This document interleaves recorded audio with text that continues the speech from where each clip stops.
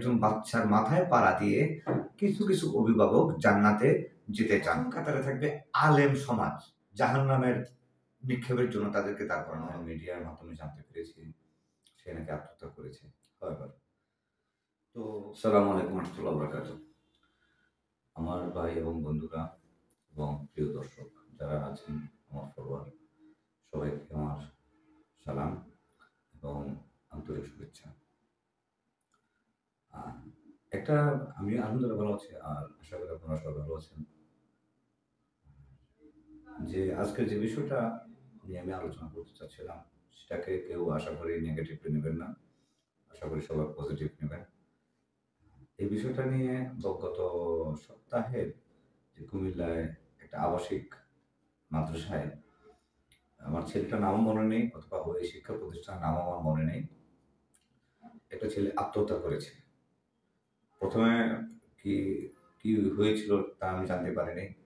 পরে বিভিন্ন অনলাইন মিডিয়ার মাধ্যমে জানতে পেরেছি সে নাকি আত্মহত্যা করেছে। হয়বার তো মূল বিষয়ে আসা যাক। সেটা হলো আমি সহশিক্ষার পক্ষেও নেই আর ইসলামী শিক্ষার বিপক্ষেও আমি নই।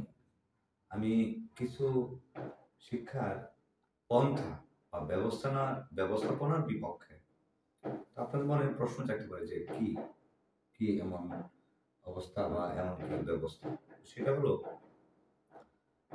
একটা শিশু যখন জন্মায় সে একটা তার মৌলিক অধিকার নিয়ে জন্মায়।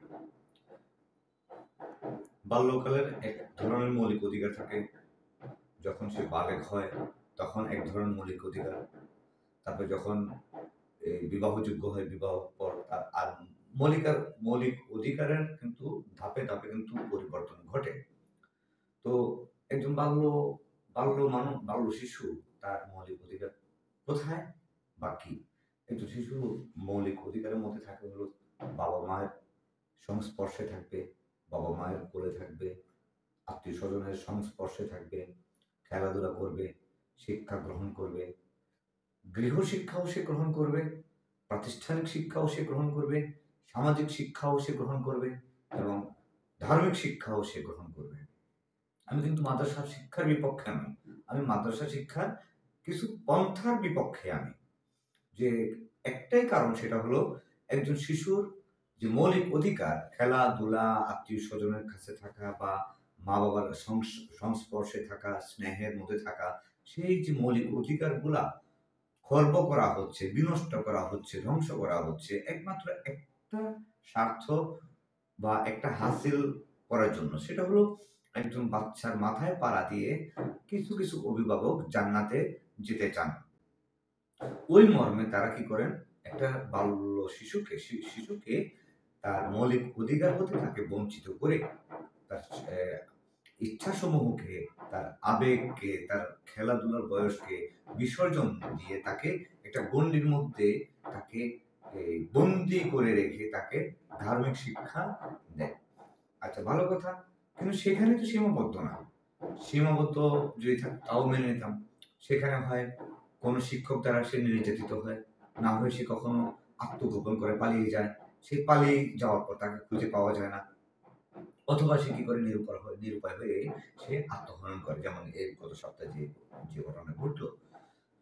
আমরা বা আমাদের যে দেশের মধ্যে এই আরবি শিক্ষার যে প্রথম ধাপটা সেটা হলো সকালবেলা গ্রাম অঞ্চলে মক্তব বলে। হয়তো আপনারা অনেকে জানেন মক্তব কা। আমরা অনেকে মক্তবে গিয়েছি আরবি শিক্ষা গ্রহণের জন্য। মক্তব যে শব্দের অর্থটা আজও 99% বাঙালি জানে না যে মক্তব শব্দের অর্থ কি। ভাই, মক্তব শব্দের অর্থ হলো দফতর বা অফিস, যাকে আরব দেশে দফতর বলা হয় বা অফিস বলা হয়। মক্তব মানে দফতর বা অফিস। সেই বাঙালি আমরা কি করি, বাচ্চাদেরকে ওদের মৌলিক অধিকার হতে বঞ্চিত করে রাখি।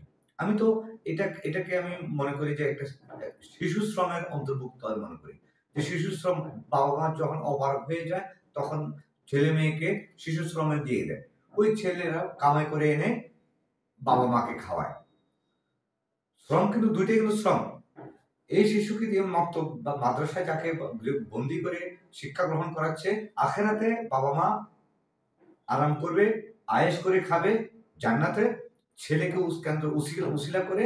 আর ইহুকালে ইহুকালে শিশু শ্রমের মাধ্যমে বাবা মা আরাম আয়েশের জন্য শিশুকে শিশু শ্রমে প্রবেশ করিয়ে দেয়।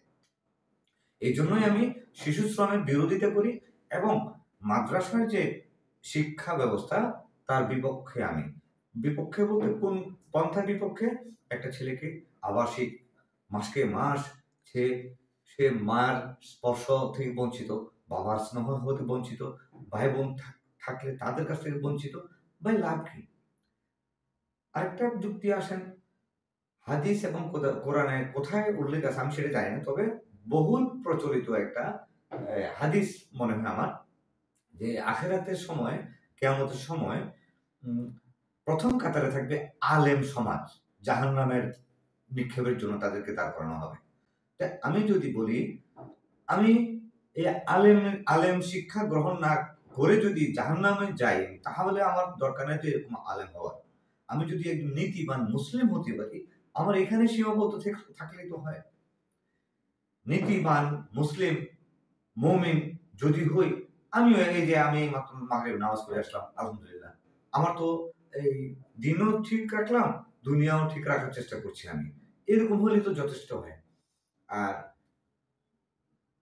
একজন ছেলেকে নীতিবান বানাবেন, চুরি না করুক, ডাকাতি না করুক, আরো অসামাজিক অনেক কর্মকাণ্ড আছে, ওগুলো থেকে বঞ্চিত রাখার চেষ্টা করেন, যথেষ্ট, এনাফ, ইটস এনাফ। একজন মানুষ হিসেবেই তাকে গড়ে তুলুন, নীতিবান মুসলিম হলেই হয়। আখেরাতে ওই আলেমদের যে কাতারে যাবে জাহান্নামে, ওই কাতারে অন্তর্ভুক্ত হওয়ার চেয়ে সিম্পল মুসলিম হয়েও যদি জান্নাতে যাওয়া যায়, তাহলে দরকার কি? একটা শিশুর মৌলিক অধিকার থেকে তাকে বঞ্চিত করা দরকার কি? আপনি তো পক্ষান্তরে গুনেগারের সামিল হচ্ছেন। একজন শিশু, আল্লাহ কখনো কোথাও বলেনি যে কোনো আমার ধর্ম শিক্ষার জন্য কাউকে তোমরা বন্দী করো। বন্দী করার কোনো কোথাও উল্লেখ নাই। বন্দী করে কাউকে জবরদস্তি করে ধর্মে ধর্মান্তরিত করার শামিল মনে করি আমি এটাকে। ধর্মান্তরিত করা শামিল আমি, জবরদস্তি ধর্মান্তরিত করা হচ্ছে একজন শিশুকে। না হয় না হয় কি? আর আসেন আরেকটা জিনিস, মধ্যপ্রাচ্যের যত ইসলাম বিখ্যাত রাষ্ট্রগুলো আছে, এই জুব্বা পরে যে দেশগুলা, ওইগুলা বাদ দিলাম আমি। মিশর, ইরাক, লেবানন, সিরিয়া, তাদের নৌকের যোগ্যতা আমরা রাখি না ইসলামী চর্চার মধ্যে। সেখানে তো আবাসিক কোনো ইসলামী শিক্ষা প্রতিষ্ঠান নেই। আছে কোথায়? যখন একটা মানুষ অ্যাডাল্ট হয়, প্রাপ্তবয়স্ক হয়, এমন কিছু জায়গা আছে যেখানে আবাসিক অনাবাসিক আছে, নাই যে তা না, আছে। কিন্তু বাল্যকালে, শিশুকালে কোনো জায়গায় এইভাবে বন্দি করে শিক্ষা গ্রহণ করে না, না জেনারেল নলেজের জন্য, না ধার্মিক শিক্ষার জন্য। একমাত্র আমাদের কিছু দেশ যেমন পাকিস্তান, ইন্ডিয়া, বাংলাদেশ, এই ৩ দেশের মধ্যে হয়তো এই জিনিসটা বেশি প্রচলিত, আর বিশেষ করে আমাদের দেশে। তো আমি আশা করব সবাই এই কারো অধিকার কেউ হরণ করবেন না, কারো অধিকার কেউ নষ্ট করবেন না। সে হোক আপনার ছেলে, সে হোক আপনার ভাই, সে হোক আপনার মেয়ে। সবারই অধিকার আছে। একজন শিশুর অধিকার আছে, একজন প্রাপ্তবয়স্ক ছেলে তারও অধিকার আছে, একজন বাবা তারও অধিকার আছে, একজন মা তারও অধিকার আছে। সবার তার নিজ অবস্থান থেকে সবার কিন্তু অধিকার আল্লাহ দিয়েছেন। অতএব আমি হাত জোর করব, এভাবে এই বাচ্চাদেরকে বন্দি করে জবরদস্তি করে আপনারা শিক্ষা গ্রহণের জন্য বাধ্য করবেন না। অন্ততপক্ষে আপনাদের এই যে মাতৃবোধ, পিতৃবোধ, সেটাও কাজে লাগান। তার মধ্যেও একটা বোধ কাজ করে, আমার মা কোথায়, আমার ভাই কোথায়, এই যে একটা গুনাহ হচ্ছে, এটা আপনারা উপলব্ধি করছেন, এটাও একটা গুনাহ, এটাও একটা গুনার শামিল আমি মনে করি। তো আশা করি সবাই বুঝতে পারবেন আমার এই জিনিসটা কোনো ধর্ম শিক্ষার বিরোধিতা নয়, শিক্ষার পন্থার বিরোধিতা, শিক্ষার যে ব্যবস্থা তার বিরোধিতা।